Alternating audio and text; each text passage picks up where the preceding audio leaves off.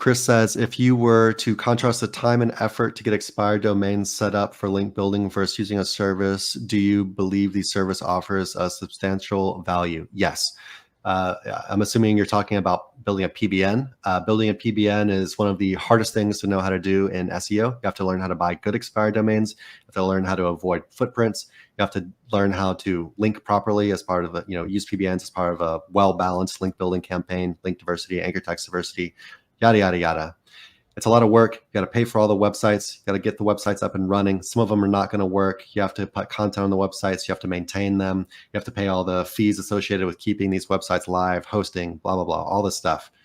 It's a lot of work. However, if you have the budget to do it, a private PBN can be a very powerful tool. But I feel like most people, they probably underestimate what the budget is for a private PBN. And for most cases, it would just make more sense to maybe buy a few PBN links from a provider and focus most of your effort on non-PBN links. If you could also talk about using expired domains. If you're going to do a 301 redirect or build on top of the expired domain, I feel like these are a lot different than using them as a PBN, because you're not going to do a ton of them. You just probably build on one expired domain, maybe 301 redirect one more, and doing that can be extremely valuable.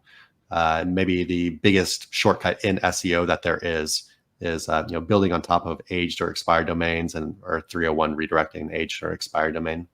Yeah, what else you got on that, Nick? Specifically if we're talking PBN, I think something that's worth, kind of talking about is the fact that all these links, the reason that at Sir Links a Lot, we sell all these different kinds of links is they're all different tools. They all operate different ways. And although they're backlinks, they're not all created equal. So even if you're, building out 100+ sites to use as your PBN, the reason our PBN on Sir Links a Lot is very dynamic is because you still want to diversify how you're getting those backlinks to your money site. So they're not all homepage contextual blog posts on rebuilt expired domains or something like that, right? Like you have to diversify what you're doing, which is why even if somebody's got a high quality PBN that they built themselves, they're probably still coming to us or somebody else for niche edits, guest posts, and other kinds of links, right? You can't just build one type of link anymore and expect it to work, at least not long term. And when especially you do PBN. when you do that, especially with a PBN, what's going to happen is if you're not diversifying, you're going to get popped at some point in time, because there will be a footprint that shows itself, especially if you're not insulating that PBN or the entire network, and money site included, with what are natural links, right? Because you're blending things in there.